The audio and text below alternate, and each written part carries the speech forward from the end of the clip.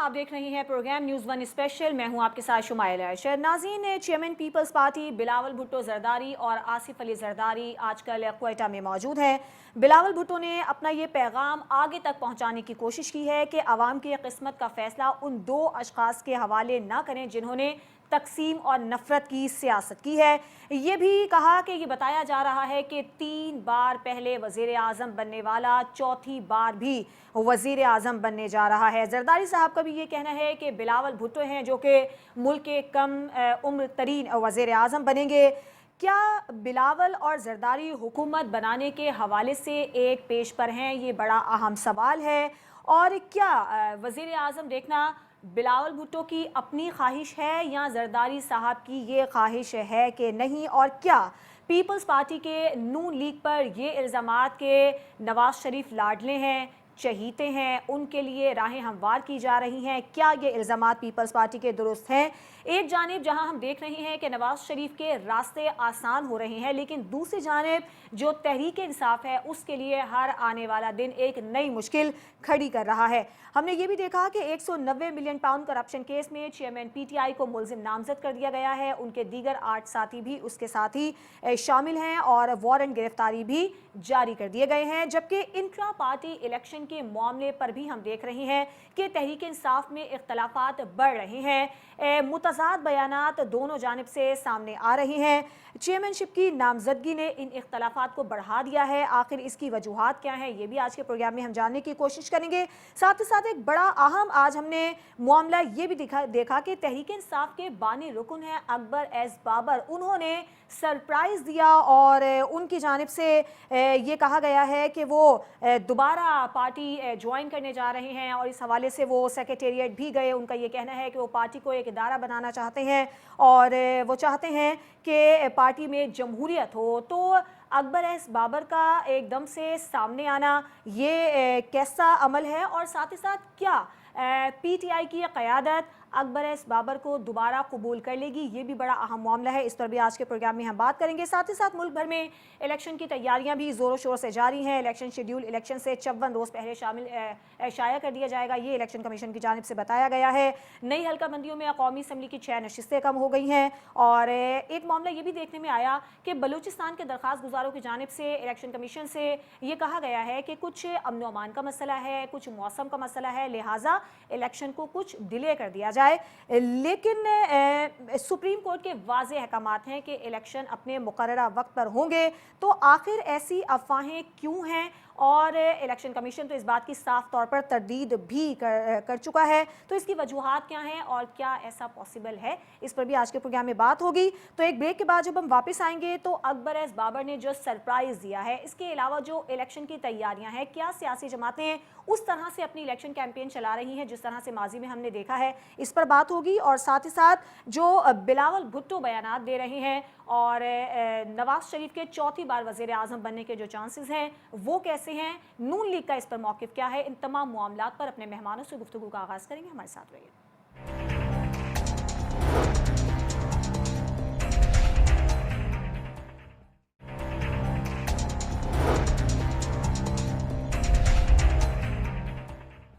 Welcome back. अपने मेहमानों से मैं आपका तारुफ करवा देती हूँ। हमारे साथ मौजूद हैं लालचंद माली साहब, रहनुमा तहरीक इंसाफ हैं। इसके अलावा राना एहसान अफजल साहब PMLN के रहनुमा हैं और सीनियर तज़कियाकार कमर चीमा ने भी हमें प्रोग्राम में ज्वाइन किया है। मैं आप तीनों का बहुत शुक्रिया अदा करना चाहूँगी।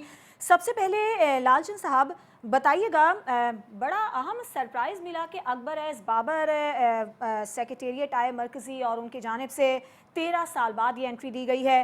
फिर उनका ये कहना है कि वो पार्टी इलेक्शन में हिस्सा लेंगे। क्या तहरीक इंसाफ की क़यादत उनको ये दोबारा मौका देगी और वो क्या चाहते हैं कि पार्टी में वो दोबारा वापस आएँ? देखना चाहते हैं आप उन्हें? बहुत बहुत शुक्रिया शबाइला। सबसे पहले तो ये सब टीम होना चाहिए कि पाकिस्तान तहरीक इंसाफ के इस वक्त इंट्रा पार्टी इलेक्शन क्यों हो रहे हैं।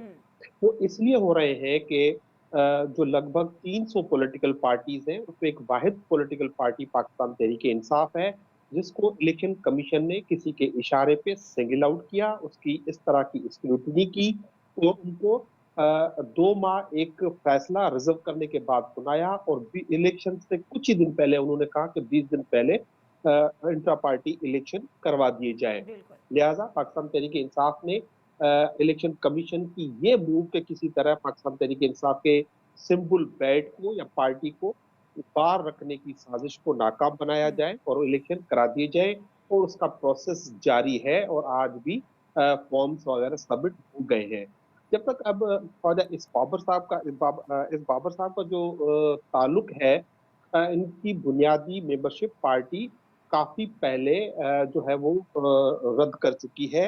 ये पाकिस्तान तहरीक इंसाफ के बाकायदा मेंबर नहीं है सही। और उनको पाकिस्तान तहरीक इंसाफ से काफी जो है वो रहा है, एतराज रहा है, ऑब्जेक्शन रहा है। तो कम से कम जहां ये जिनके इशारों पे काम कर रहे हैं, उन्होंने एक तहरीक इंसाफ जो है परवेज खटक की बनवा दी है, एक जहांगीर तरीन की बनवा ली है। तो कम कम ये बेचारे चल रहे हैं, इन पे भी एक मेहरबानी करके एक तहरीक इंसाफ इनकी भी बनवा देते तो शायद कुछ इनका कोई बन सकता था। मुझे नहीं लगता कि पाकिस्तान तहरीक इंसाफ को जो जिस तरह इन्होंने जो मुख्तलिफ लोगों के इशारों पे, हमारे मुखालिफों के इशारों पे जिस तरह नुकसान पहुंचाया है, कि इनकी कोई गुंजाइश पाकिस्तान तहरीक इंसाफ में अब होगी। अच्छा।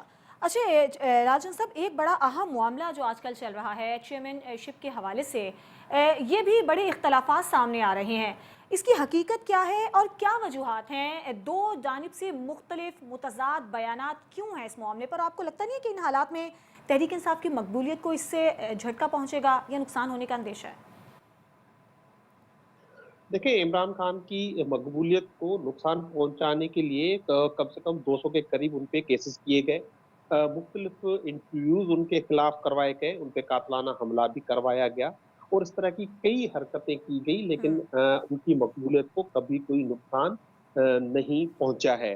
जहां तक बैरिस्टर गौहर साहब की जो नामजदगी है as a chairman Pakistan Tehreek Insaf का ऐलान इमरान खान साहब की जानिब से हुआ है और पाकिस्तान तहरीक इंसाफ की कोर कमेटी ने उसको वैलिडेट कर लिया है, उसको स्टेप कर लिया है। तो ये एक मैसेज है कि वो कभी भी अपने सियासी जो उन्होंने उसूल बनाए हैं, जो वो स्टैंडर्ड्स उन्होंने बनाए हैं, उन पर सौदेबाजी नहीं करते। बजाय इसके कि किसी अपनी फैमिली में से किसी को वो आगे लेके आए, उन्होंने एक पाकिस्तान तहरीक इंसाफ के एक वकील जो उनके साथ रहा है, जब उनको अगवा किया गया था इस्लामाबाद हाई कोर्ट से, तब भी वो उनके साथ थे। तो उनको एक मुशावरत के बाद, हमारी लीगल मुशावरत के टीम के मुशावरत के साथ उनको आगे लाया गया है।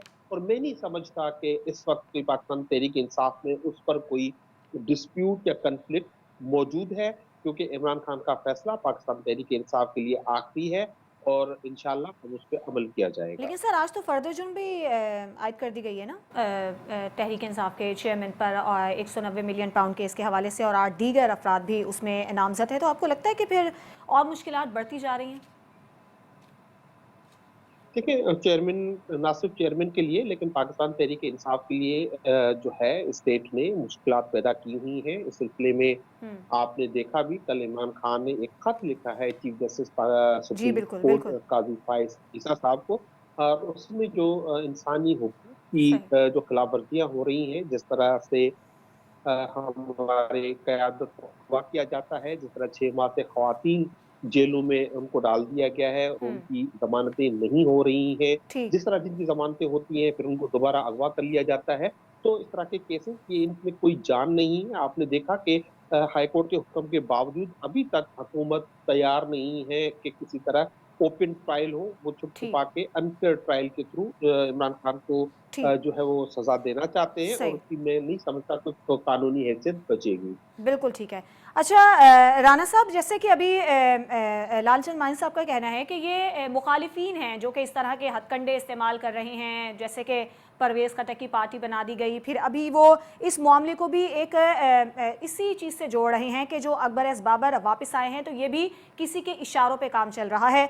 साथ ही साथ फिर हम देख रहे हैं कि नए फ़र्द जुमायत की जा रही है चेयरमैन पीटीआई पर। फिर उन्होंने चीफ जस्टिस को एक ख़त भी लिखा है कि लेवल प्लेइंग फील्ड नहीं फराहम की जा रही। तमाम सियासी जमातें जलसे करी हैं, लेकिन तहरीक इंसाफ को उस तरह से मौका फराहम नहीं किया जा रहा है। आप कैसे देखते हैं इस मामला को?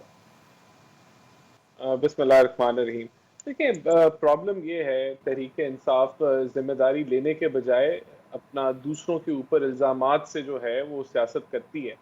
अब आप ये देखें कि ईसीपी ने क्यों इनको इलेक्शन के लिए दोबारा कहा, क्योंकि इलेक्शन में बहुत ज़्यादा बेज़ाब्तियाँ थीं और उन्होंने कोई इनसे इनका निशान छीना नहीं, इनको मौका दिया कि आप 20 दिनों के अंदर इलेक्शन कराएं, कंप्लायंस कर दें तो अपना निशान रिटेन कर दें। अच्छी बात है, इन्होंने जो है वो कंप्लायंस करते हुए वो आगे बढ़ रहे हैं और अगर वो कंप्लायंस करेंगे तो डेफिनेटली जो है वो निशान अपना ये रिटेन कर पाएंगे। जहाँ तक देखें लेवल प्लेइंग फील्ड की बात ये करते हैं और कहते हैं कि इनको नहीं मिल रही। इसी तरह इनके पास एक मौका था कि ये नेशनल असेंबली में ऑपोजिशन का किरदार अदा करते, केपीके की हुकूमत को चलाते, पंजाब की हुकूमत को चलाते, ये जमहूरी रास्ता था और ऑपोजिशन डट के करते। तो मैं समझता हूँ कि इनकी सियासत किसी और लेवल पे, किसी और नहज पे होती और आज ये बड़ी एक कुव्वत के साथ ये इलेक्शन की तरफ बढ़ रहे होते। लेकिन इन्होंने जो रास्ता इस्तेमाल किया, अभी ये कह रहे हैं कि इनकी पार्टियां बना दी गई, कहीं जहांगीर ग्रुप खड़ा कर दिया, कहीं परवेज खटक ग्रुप खड़ा कर दिया, तो ये रियलाइज नहीं करते कि जो इनके एक्शंस थे, जो इन्होंने रास्ता चूज किया, जहां इन्होंने प्रोपेगेंडा के ऊपर सियासत की कि आलमी साजिश थी, अमेरिकन कंस्पिरेसी हुई, फिर इन्होंने कहा मीर जाफर, मीर सादिक, और फिर वो 9 मई के वाकयात हुए। तो जब इन्होंने नफरत के बीज बोए तो उसके जो नतायज जब 9 मई को गाड़ियों पे पीटीआई के वर्कर खड़े होकर फौजी पतलूनों को लहरा रहे थे, तो ये उस वजह से आज मुख्तलिफ पार्टीज जो हैं वो बनी हैं, क्योंकि आपने रियासत से टक्कर दी और आज जी। आपको उन्हीं चीज़ों का सामना करना पड़ रहा है, हम्म। कानूनी कार्रवाइयाँ आपको भुगतनी पड़ रही हैं और आप क्योंकि आज भी आप इल्ज़ाम तराशी करते हैं, आप कहते हैं कि 9 मई का वाकया तो हमने किया ही नहीं, वो तो रियासत ने हमारे खिलाफ साजिश की। ठीक। तो आज भी सही। जब आप इल्ज़ाम रियासत को ही सही। देंगे और उसी तर्ज पे चल रहे हैं और बिल्कुल। आज भी आप कह रहे हैं कि हमारी कोई अच्छा, ज़िम्मेदारी नहीं है। राना साहब, एक बड़ा अहम मामला जो तहरीक इंसाफ का भी कहना है और बाकी भी सियासी हलकों में ये बात होती है कि अगर हम इंटर पार्टी इलेक्शन की बात करते हैं तो नून लीग में खुद या पीपल्स पार्टी में या दीगर सियासी जमातों में क्या इंटर पार्टी इलेक्शन होते हैं और उसी तरह से होते हैं जिस तरह का हुक्म दिया गया है तहरीक इंसाफ को कि 20 दिन के अंदर इंटर पार्टी इलेक्शन करवाएं वरना उनसे बल्ले का निशान ले लिया जाएगा। तो लगता है कि बाकी जमातों में जमहूरियत है और तहरीक इंसाफ में नहीं है। नहीं, मैं समझता हूँ कि ईसीपी ने तहरीक इंसाफ को चेक किया, उनके आइन के मुताबिक इलेक्शन सर नहीं वही तो हुए सवाल होते। है कि सिर्फ तहरीक इंसाफ को ही क्यों चेक किया। मैं यही कह रहा हूँ ना, अब इसमें पीएमएलएन को भी वो चेक कर सकते हैं, वो पीपल्स पार्टी को भी कर सकते हैं और दीगर जमातों को भी कर सकते हैं। तो हर जमात को मैं समझता हूँ कि एहतियात करनी चाहिए है और अपने आइन के मुताबिक और जो दायरा कार ईसीपी ने रखा है इंट्रा पार्टी इलेक्शंस कराने का, उसके मुताबिक हमें सारों को इलेक्शंस कराने चाहिए। ये तो जी। देखें, किसी की चेकिंग होगी, किसी की नहीं हुई, लेकिन हम्म। सबकी जिम्मेदारी है कि वो कंप्लायंस करें और अगर हमारी चेकिंग वो करते हैं और हमें वो टाइम देते हैं 20 दिन का इलेक्शन कराने का, तो हम भी कोशिश करेंगे कि हम वो कंप्लायंस उस टाइम फ्रेम के अंदर कर सर लें। 20 दिन वैसे कम वक्त नहीं है क्योंकि तहरीक इंसाफ को तो यही कहना है कि बहुत मुश्किल है 20 दिन में इंट्रा पार्टी इलेक्शन का इनेकाद करना, लेकिन फिर भी वो कल करवाने जा रहे हैं। कमर चीमा साहब बताइएगा, अभी जो हम तहरीक इंसाफ की मुश्किलात को देख रही हैं, एक जानिब मुलजिम नामजद कर दिया गया है 190 मिलियन पाउंड केस में चेयरमैन पीटीआई समेत 8 उनके जो करीबी साथी हैं। इसके अलावा फिर अकबर एस बाबर की वापसी का मामला है। क्या आपको लगता है कि तहरीक इंसाफ दोबारा उनको कबूल करेगी? और तीसरा, चेयरमैनशिप के हवाले से जो इख्तलाफात की खबरें सामने आई हैं तहरीक इंसाफ में, आपको लगता है कि सियासी तौर पर नुकसान पहुंचेगा या वैसे ही चेयरमैन पीटीआई की मकबूलियत, उनकी जमात की मकबूलियत बरकरार रहेगी? जो सियासी जमातें हैं वो शख्सियात के गिर्द घूमती हैं। पीएमएलएन हो, पीपल्स पार्टी हो या पीटीआई हो, ये शख्सियात हैं जो पार्टी चलाती हैं। अगर ये नवाज शरीफ साहब और चेयरमैन तहरीक इंसाफ और जरदारी साहब या बिलावल साहब पीछे हट जाएं तो कोई पार्टी नहीं, ये किसी पार्टी को भी नाम दे के अगर उसमें चले जाएं तो लोग उसमें आ जाएंगे क्योंकि शख्सियात बेसिकली डोमिनेट करती हैं। दूसरी बात ये है कि ये जो प्रेसिडेंसी हम कहें कि आ भी जाए, अकबर एस बाबर आ भी जाए तो क्या फ़र्क पड़ता है, क्या हो जाएगा। मेरा ख्याल है ये इस तरह की चीज़ें माजी में भी होती रही हैं। आप देखें, जब नवाज शरीफ साहब 2018 में थे, वो जेल में थे, उनकी बेटी जेल में थी, उनके साथ क्या नहीं हुआ, वो चेयरमैन नहीं बन सकते, वो पार्टी के सदर नहीं बन सकते, शहबाज शरीफ साहब को बनवाना पड़ा। क्या क्या नहीं किया गया। यही कानून का मजाक तब भी उड़ाया गया, यही कानून का मजाक अब भी उड़ाया गया है। मैं तो समझता हूँ ज़ाती तौर पे ये हमारे सियासतदान कब सबक सीखेंगे, ये एलीट कब लड़ना बंद करेगी और हमारे इश्यूज पे भी बात होगी, कब गली मोहल्ले सड़क की बात होगी। ये करप्शन को इन्होंने इतना सियासी नैरेटिव बना दिया है कि करप्शन लोगों को पाकिस्तान में अब मसले ही नहीं लगता। ये आपस में बैठते नहीं हैं, एलीट के मसले हैं, गरीब आदमी जो है उसके इशू पे तो बात ही नहीं होती। हम बातें कर रहे हैं इमरान खान की, हम बातें कर रहे हैं नवाज शरीफ की, हम बिल्कुल बातें ठीक। कर रहे हैं बिलावल की। ये 3 लोग ही पाकिस्तान में क्या राज करेंगे? अवाम की बात कब होगी? कब मसाइल की बात होगी? हमें तो सही। कभी-कभी दुःख होता है कि ये शुरफा ही सिर्फ डिस्कस होंगे कि वो उसने ये बोल दिया और उसने वो बोल दिया। कभी हमने वो बात ही नहीं की जो अवाम के रिलेटेड हो। सो मैं समझता हूँ कि आई विश कि हम तो दुआ ही कर सकते हैं कि इनको अक्ल के ना होना है और ये आपस में सर जोड़ के बैठें और पार्लियामेंट में और कुछ आगे मुस्तकबिल का देखें। ये जो लड़ाइयाँ हम अभी देख रहे हैं, माजी में भी हम ऐसी 2018 में लड़ाइयाँ देखी हैं। सो हमने क्या सबक सीखा है, अवाम ने क्या सीखा, मीडिया ने क्या सबक सीखा, सियासतदानों ने क्या सबक सीखा, ये सवाल है मैं समझता हूँ जो कि इम्पोर्टेंट है। बाकी ये शख्सियात हैं, इन्हीं के इर्द गिर्द हम घूमते हैं जी। और वो एक नारा लगा देते हैं, हम उस नारे के पीछे भागते रहते हैं।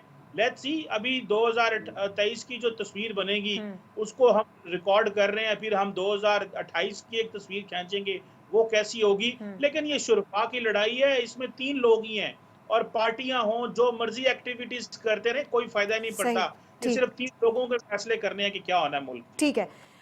राना अफजल साहब आपसे और लालचंद माली साहब से मैं आपसे इसका भी जवाब चाहूंगी। जैसे कि अभी कमर चीमा साहब कह रहे हैं कि ये तो सिर्फ सियासी लड़ाइयां हैं, आवाम का कब सोचेंगे, तो आप इस पे कुछ कहना चाहेंगे? आपने हमारे मेरे मसले से वही पूछा? के वही हैं। नहीं, आपने मेरे से पूछा? जी सर। देखिए, अवाम के लिए तो हम लोग मंशूर अभी तैयार कर रहे हैं और उसमें जो है हर सब्जेक्ट के ऊपर काम हो रहा है, चाहे एजुकेशन हो, हेल्थ हो, ठीक। विमेन एम्पावरमेंट हो, सही। क्लाइमेट चेंज हो, मुल्क की इकोनॉमी हो, पॉवर्टी एलिविएशन हो। आपकी हर लिहाज से एक भरपूर मंशूर के ऊपर काम हो रहा है और उसके अंदर जो ग्रास रूट लेवल तक हम लोग स्टेक होल्डर से मुशावरत में हैं। अगर चेंबर्स हैं तो उनके साथ हम राब्ते में हैं, स्पोर्ट्स जी। पर्सन्स हैं उनके साथ हम राब्ते में हैं, ठीक है। स्टूडेंट्स के साथ आउटरीच हम कर रहे हैं। तो अवाम के लिए ही और उसी मंशूर पे हमने इलेक्शन लड़ना है। तो ठीक ये है। जो सियासत है, ये जो आपस में एक दूसरे के साथ इलेक्शन में बयानबाजी है, ये तो बिल्कुल चलती है, लेकिन ठीक। पीएमएलएन का फोकस जो है वो मुल्क के बड़े इश्यूज पे है, चाहे वो महंगाई हो, सही। मुल्क की तरक्की हो, सही। आपकी ये जो एक सिक्योरिटी के कंसर्न्स हैं, तो हम तो उसके ऊपर पूरा फोकस करके रखे बिल्कुल हुए हैं। ठीक है। लेकिन जब हमारे ठीक है। से सवाल पूछे जाते हैं तो नहीं उनके सर, जवाबात फिर हमें देने मैं तहरीक इंसाफ से भी इसका जवाब लूंगी। लालचंद साहब आप क्या कहेंगे, क्योंकि यही कहा जाता है कि तहरीक इंसाफ ने अपने दौरे हुकूमत में सिर्फ बदले की सियासत की है, आवाम का कुछ नहीं सोचा है। क्या कहेंगे आप, मुख्तसर बताइएगा। सुबह देखिए, पाकिस्तान तहरीक इंसाफ सिर्फ 3 साढ़े 3 साल हुकूमत में रही है। बदले की सियासत तो पीपल्स पार्टी और नवाज लीग ने की है। जो भी केसेस थे चोरी के, करप्शन के, वो इन दोनों हुक्मरानों ने एक दूसरे के खिलाफ बनाए हुए थे। मासवाए एक आध केस के जो पाकिस्तान तहरीक इंसाफ की हुकूमत में बना। और हटा के नवाज शरीफ साहब जो नाअहल हुए थे, वो अपनी हुकूमत होते हुए नाअहल हुए थे। उनको इमरान खान ने नाअहल नहीं किया था। सही। और उनके लिए जो केस बना था वो एक इंटरनेशनल कंसोर्टियम था जर्नलिस्ट का। वहां से एक स्कैंडल आया था कि इनकी जायदादें हैं और मिल्कियतें हैं जो बेनामी है और वो करप्शन का पैसा है। उस पे एक केस चला और उस पे उनको सजा हुई थी। उसमें पाकिस्तान तहरीक ठीक। इंसाफ को अगर ये उसका मोरूद इल्जाम ठहराते हैं तो इनका हक है। लेकिन सही। एक चीज जो मैं जरूर कहना चाहूंगा वो ये कि ये ठीक है कि 3 लोगों पे बात नहीं होना चाहिए। जमहूरियत अवाम के लिए होती है और हम ये मुतालबा कर रहे हैं कि अवाम को उनका राय का देने का हक दिया जाए। ठीक। वो वोट के थ्रू होगा। सही। ये करना कि किसी को लाडला बना देना, एक लाडले गैंग को आप खुली छूट दे देना, उनको वो कन्विक्ट हो, वो सजा याफ्ता हो, वो सही। मुजरिम हो, उनको आप लेकिन नैब जो है लालचंद वो साहब, ये अपने बात अपीलों अपनी से हाथ जगह उठा ले। मौजूद है कि हर दौरे हुकूमत में कोई ना कोई लाडला तो रहा है। पहले कोई और था, अब कोई और है। खैर, एक ब्रेक का वक्त हुआ है। ब्रेक के बाद जब हम वापस आएंगे तो इलेक्शन कमीशन ने नई हल्का बंदियों की हतमी फहरिस्त जारी कर दी है, लेकिन सियासी जमातों को नई हल्कों बंदियों पर कुछ तहफ़्फ़ुज़ात हैं। आखिर ये तहफ़्फ़ुज़ात क्या हैं और कैसे दूर होंगे, और सियासी तौर पर जो इलेक्शन कैंपेन है वो किस तरह की चल रही है, और तहरीक इंसाफ के इस पर क्या तहफ़्फ़ुज़ात हैं, दीगर सियासी जमातों की भी, इस पर बात होगी एक ब्रेक के बाद।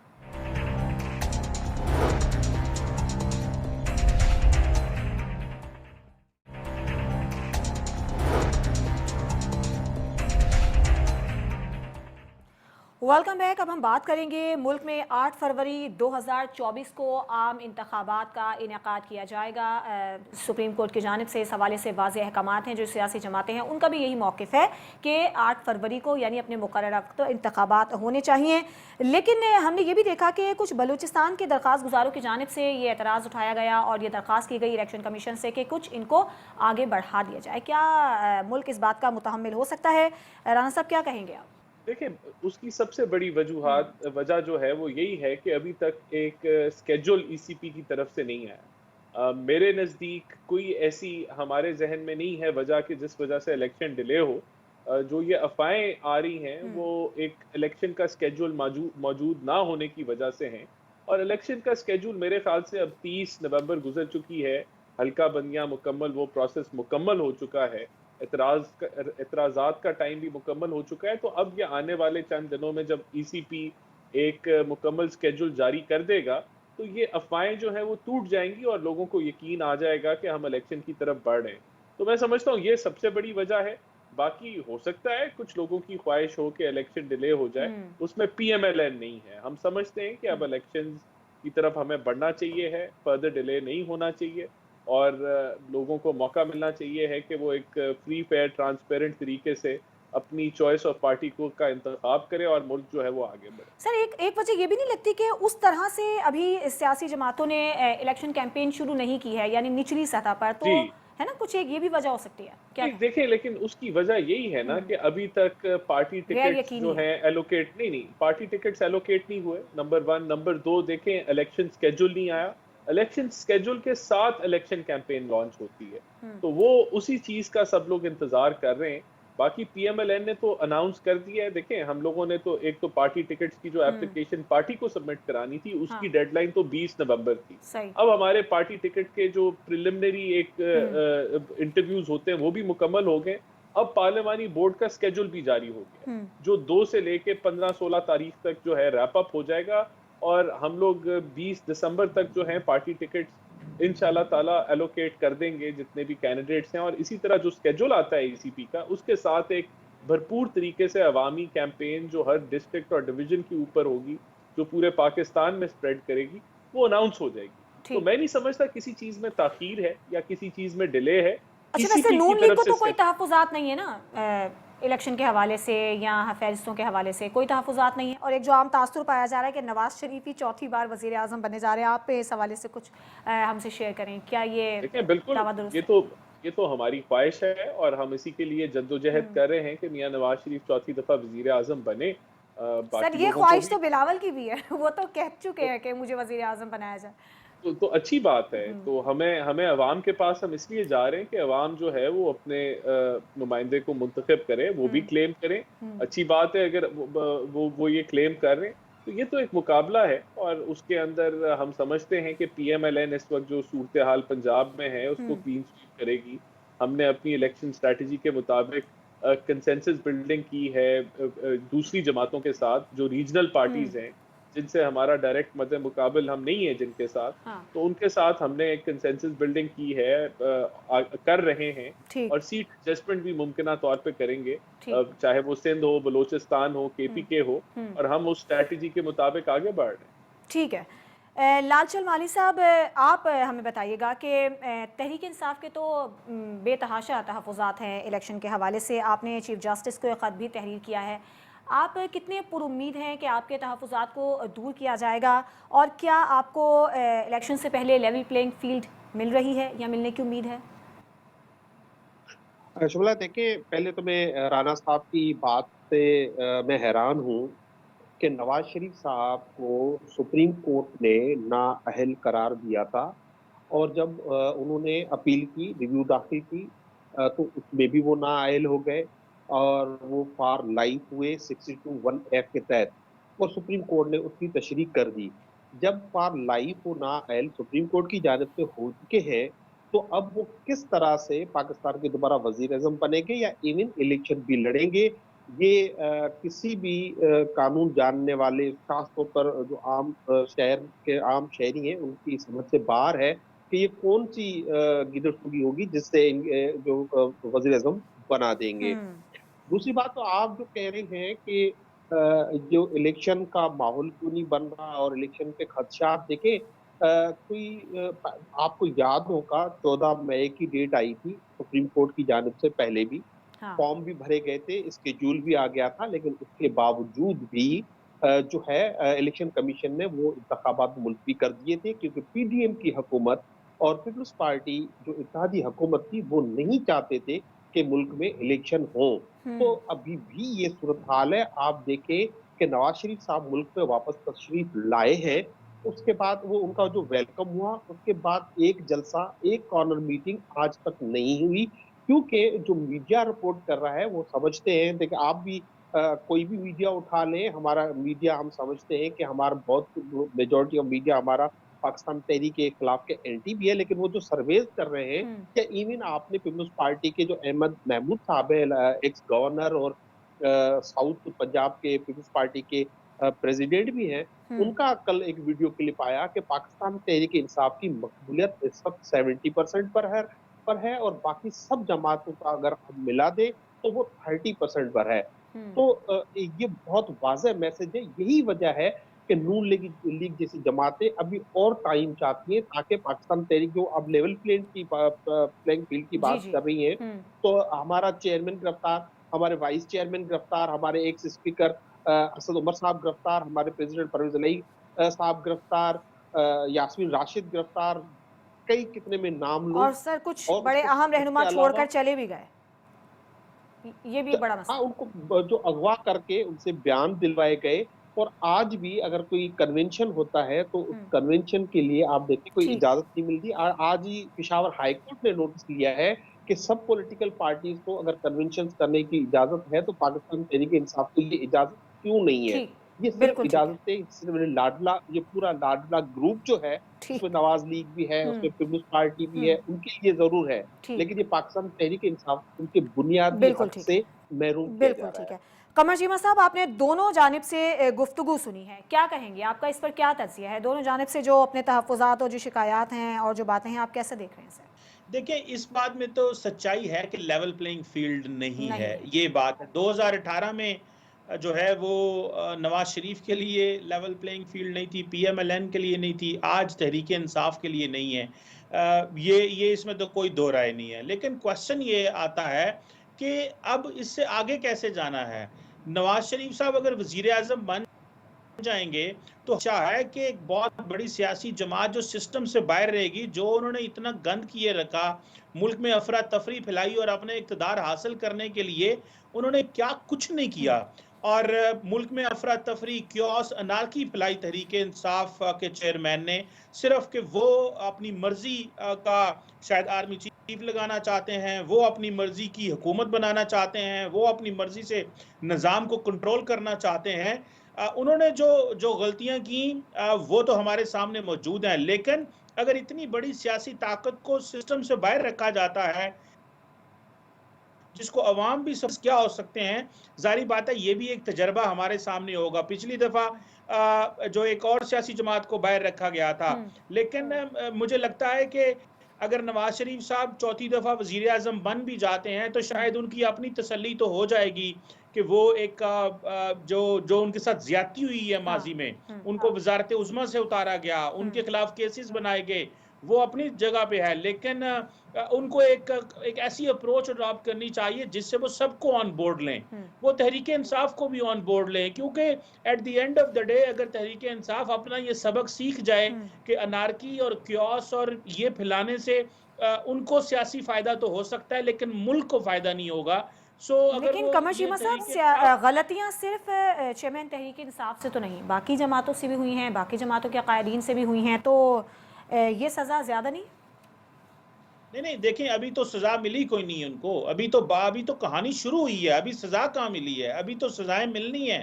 क्वेश्चन ये है कि बाकी तो सजाएं भुगत चुके हैं। ये अगर तहरीक इंसाफ के चेयरमैन समझ लेते कि ऐसे होता है, जो कि वो नहीं समझे, और समझे मैं इतना पॉपुलर हूं कि मैं हर चीज ही लपेट दूंगा, वो उनको पता चला। अब वो जारी बात है जब वो अपने कमरे में बैठे होंगे, लेटे होंगे, तो वो सोचते होंगे मैं कितना गलत खेलता रहा और मुझे सियासत करनी नहीं आई। वो जरूर अब सोचते होंगे बैठ के कि मैंने गलतियां की हैं। लेकिन क्वेश्चन ये है, बाकी तो सजाएं भुगत रहे हैं उनके साथ, तो अभी उनको माफिया मिल रही हैं अदालतों में, वो जो केसेस हैं उनके खिलाफ। हमें ये करप्शन का नैरेटिव ही खत्म कर देना चाहिए। पाकिस्तान में पहले पॉलिटिकल स्टेबिलिटी, अदारों को तो मुस्तकम कर लो, अभी कुछ करती नहीं है हुकूमत, उसके ऊपर करप्शन की हम बातें शुरू कर देती हैं और होता कुछ भी नहीं है। हाँ। और सियासतदान सारे मंदिर कर देते हैं, सही। नैब लैदर लगी हुई है, FIA लैदर लगी हुई है। सही। तो ये करप्शन के नैरेटिव को बंद करें, तरक्की पे काम करें। और ये अच्छा, सियासी कमर चीमा जमातें साहब, ये शॉर्ट जो टर्म कमर चीमा साहब जरा हमें ये भी बताइएगा, ये जो अफवाहें हैं, कुछ अफवाहें हैं कि शायद इलेक्शन ताख़ीर का शिकार हो जाएं, तो आपको ऐसा पॉसिबल नजर आ रहा है और इसमें खास तौर पर बड़ी रुकावटें हैं क्या? देखिए, पहली बात तो ये है कि इलेक्शन कमीशन ने कल भी इस पे क्लैरिफिकेशन जारी बिल्कुल। की है। हाँ। दूसरा, जो मुझे जिस चीज की खुशी है वो ये है कि सुप्रीम कोर्ट में थी इलेक्शन कमीशन ने, जो ज्यादा खुशाइंद है, जिससे ऐसे लगता है कि मसला जो है वो ज्यादा नहीं बनेगा, वो सब रिस्पॉन्सिबल है सुप्रीम कोर्ट में। लेकिन परेशानी की चीज ये है कि पिछले चीफ जस्टिस को भी जो है उन्होंने बहुत कुछ बता दिया था, लेकिन वो नहीं वो करवा सके थे इलेक्शन। सो जारी बात है, एग्जेक्टिव की अपनी पावर है, वो अपनी जगह पे मौजूद है। जुडिशरी के पास एक जिसे वो कहते हैं ना, है तो डी फैक्टो सी पावर है उनके पास, वो बहुत कुछ कर सकते हैं। लेकिन करेंगे भी या नहीं करेंगे, लेकिन मेरी जाती राय यह है कि इलेक्शन हो जाएंगे, क्योंकि हमारी इंटरनेशनल अदारों, जो फाइनेंशियल इंस्टीट्यूशंस के साथ ऐसे मामलात हैं कि हम उसको डिले नहीं कर सकते। हम 240 मिलियन का मुल्क है, हम ज्यादा नहीं जा सकते। इलेक्शन होंगे, क्योंकि जो इलेक्शन कमीशन है उसने चीफ जस्टिस को जुबान दी है और डेट दी हुई है। तो मुझे लगता है कि काजी फायज ईसा कॉन्स्टिट्यूशन को अपहोल्ड करने में पूरा किरदार अदा करेंगे, और इलेक्शन कमीशन कोई इधर उधर की हरकतें नहीं करेगा। बिल्कुल, और इलेक्शन अपने मुकर्ररा करदा वक्त पर होंगे। एक ब्रेक के बाद जब हम वापस आएंगे तो बिलावल भुट्टो की जानिब से बलूचिस्तान के आवाम को एक ख़ास पैगाम दिया गया है। साथ ही साथ बिलावल ने यह भी मशवरा दिया है कि मुल्क की किस्मत उन दो लोगों के हवाले ना करें जिन्होंने नफरत और तकसीम की सियासत की है, और साथ ही साथ MQM के जो तहफ़्फ़ुज़ात हैं वो क्या हैं, कैसे दूर हो सकते हैं, इस पर भी प्रोग्राम में बात होगी एक ब्रेक के बाद।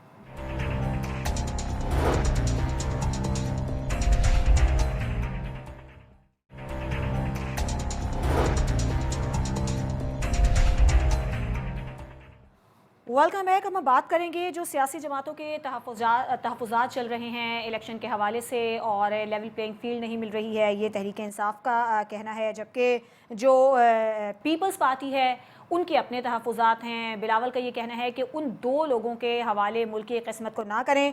लालचंद मलिक साहब, आप कैसे देख रहे हैं बिलावल के इन बयानात को कि उन दो लोगों के हवाले सियासत को ना करें जिन्होंने मुल्क को तबाह किया है या मुल्क को नुकसान पहुंचाया है, मुल्क को तकसीम किया है, क्या कहेंगे आप?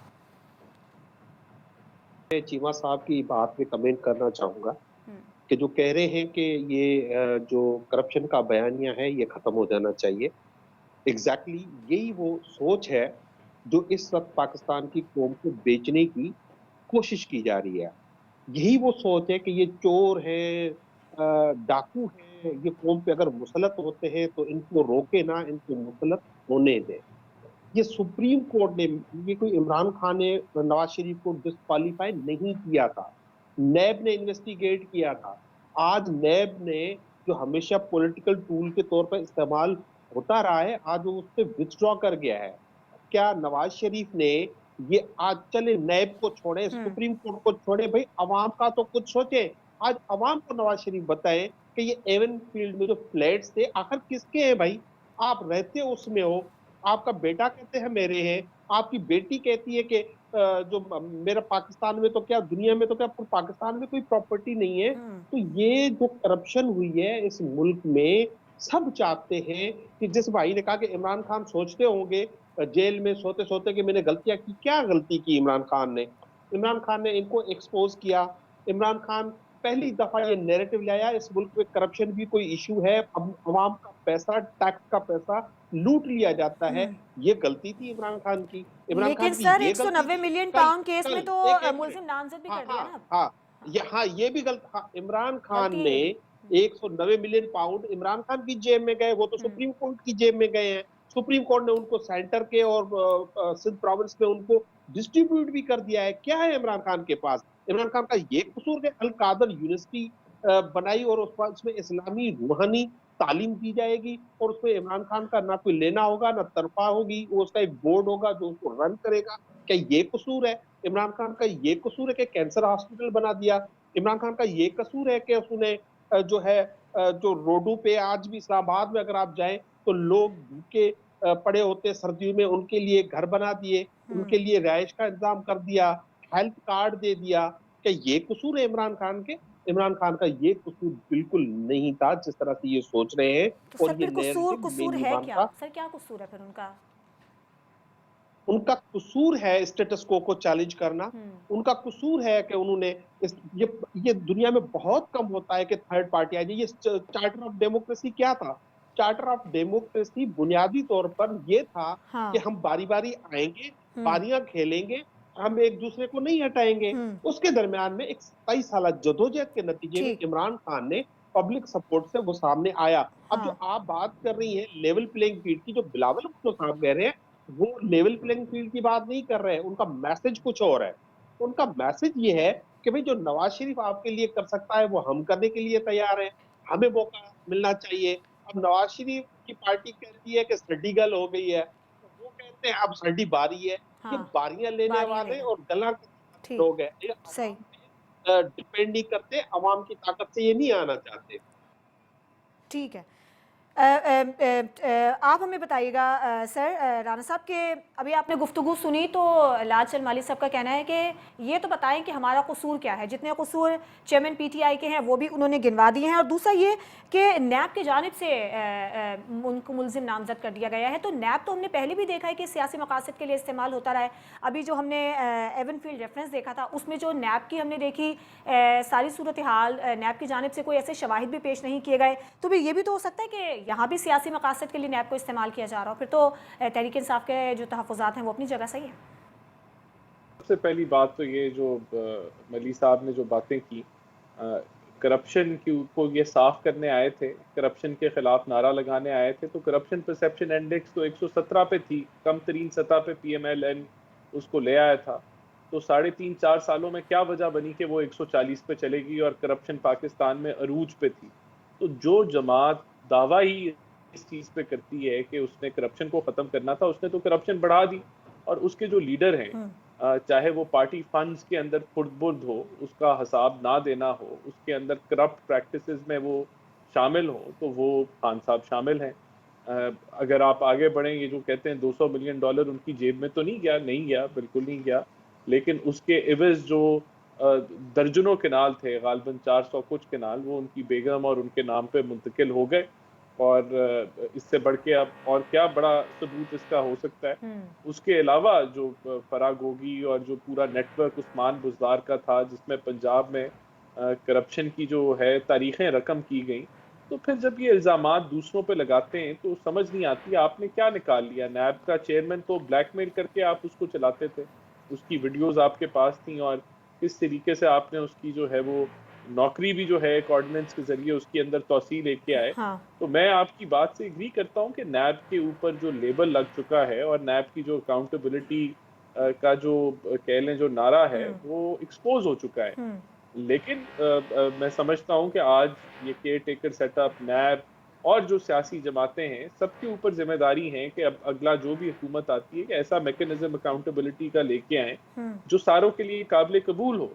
मैं एग्री ठीक। करता हूँ कि नैब जो है वो दागदार हो चुका है हर लिहाज से, तो और सर फिर इसका उसको क्या क्या मुस्तकबिल होना चाहिए, आप क्या समझते हैं? ठीक है। अभी तो गालबन जब हमने इसके कानून को ट्रांसपेरेंट किया, उसके अंदर से जो काला उसको जो मिसयूज किया जा सकता था, उन चीजों को कम किया, तो उसके खिलाफ अब पीटीआई बोली। अब तो इनकी ख्वाहिश के मुताबिक वो लॉज रिवर्स हो चुके हैं, तो अब ये ठीक। भुगते। तो सही। हमारा तो ये मौक़िफ़ पहले ही है कि नैब एक पॉलिटिकल आला के तौर पे इस्तेमाल हुआ, और हमें अकाउंटेबिलिटी का एक नया मैकेनिज्म बनाने की सही। ज़रूरत है जो सारों के लिए काबिल कबूल। ठीक है। अच्छा राना साहब, एक जो पीपल्स पार्टी की जानिब से ख़ास तौर पर बिलावल भुट्टो के जो हम बयानात देख रहे हैं नून लीग के हवाले से, और दूसरा अगर हम जरदारी साहब की सियासत की बात करते हैं तो वो मफाहमत की सियासत पर यकीन रखते हैं। तो आप इस मामले को कैसे देख रहे हैं? क्या दोनों एक पेज पर हैं सियासत को लेकर, और क्या वाकई अपने आप को ख़तरा समझ रही है पीपल्स पार्टी नून लीग के लिए?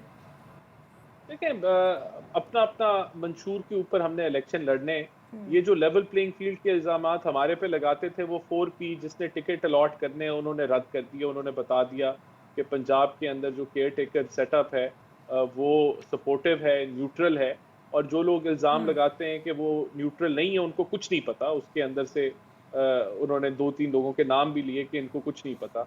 अब यही इसी तरह के इल्ज़ामात MQM सिंध में पीपल्स पार्टी की तरफ लगा रही है बिल्कुल। कि ये लेवल प्लेइंग फील्ड जो है वो मौजूद नहीं है। तो मैं समझता हूँ ये सियासी बयानबाजी है, और बिल्कुल हम एग्री करते हैं कि फ्री फेयर ट्रांसपेरेंट इलेक्शन कराना ECP और केयर टेकर निज़ाम की जिम्मेदारी है। अगर किसी के पास कोई ऐसा सबूत है कि उसके साथ नाइंसाफ़ी हो रही है या किसी को फेवर मिल रहा है, तो वो एविडेंस के साथ अपना केस सबमिट कराएं ECP को, या अदालतों के दरवाजे खुलें, वहाँ वो जमा कराएं।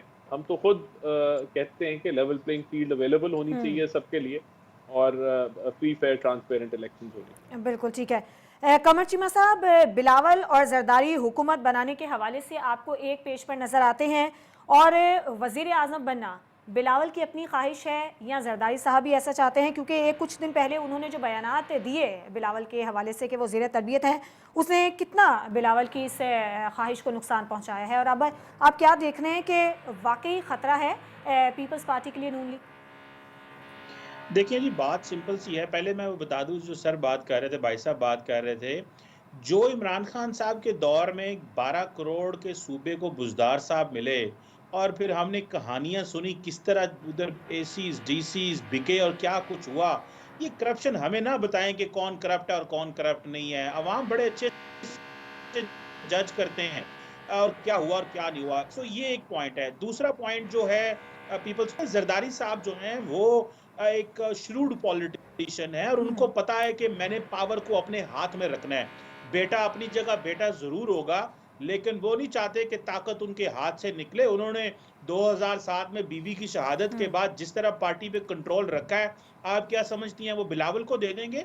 ये ऐसी चीज नहीं है। वो जरूर चाहेंगे कि शायद बिलावल वजीर आजम बने, जो कि मुझे लगता है कि कोई उनको इतनी कोई प्रेफर्ड चॉइस नहीं उनके लिए होगी, बिकॉज वो समझते हैं कि वो सियासत कर सकते हैं। वो MNA की सीट सिर्फ MNA बनने के लिए नहीं कर रहे। लेकिन क्योंकि उनके मामलात को इतने बेहतर नहीं लग रहे, क्योंकि पाकिस्तान में आपको पता है कि यहाँ पे कबूलियत और मकबूलियत सारा कुछ ही चाहिए होता है, तो वो इस डायलेमा से गुजर रहे हैं। लेकिन जरदारी साहब को ये ना समझें कि वो जो उन्होंने पगड़ी पहनाई वो ऑप्टिक्स हैं, ऑप्टिक्स क्रिएट की गई हैं, क्योंकि बिलावल जो उनका इतना बड़ा इमेज क्रिएट किया गया था वो एक इंटरव्यू से खराब हो गया। अभी तो PMLN ने उसके ऊपर खेले नहीं है, PTI उसके ऊपर नहीं खेल सकी, वरना और डैमेज होना था पीपल्स पार्टी ने। बहरहाल एनी हो, लेकिन लगता नहीं कि जरदारी साहब जो है वो प्राइम मिनिस्टरशिप बिलावल को देंगे, वो अपने पास रखेंगे अगर मौका मिलता है। लेकिन ये टाइम बताएगा। अभी तो जारी बात है, तो क्या कहते हैं, दिल्ली दूरस्त। ठीक है, मैं आप तीनों मेहमानों का बहुत शुक्रिया अदा करना चाहूँगी। लाल चलमली साहब आपका बहुत शुक्रिया, राना एहसान आपका बहुत शुक्रिया, तजियाकार कमर चीमा साहब हमारे साथ मौजूद थे। और बिलावल की वज़ीर आज़म बनने की ख्वाहिश अपनी है, जबकि नवाज़ शरीफ चौथी बार वज़ीर आज़म बनना चाहते हैं। तो लगता है ऐसा है कि मुल्क में मौरूसी सियासत ही आगे भी हमें नज़र आती रहेगी। आज के प्रोग्राम से इजाज़त दीजिए, अल्लाह हाफ़िज़।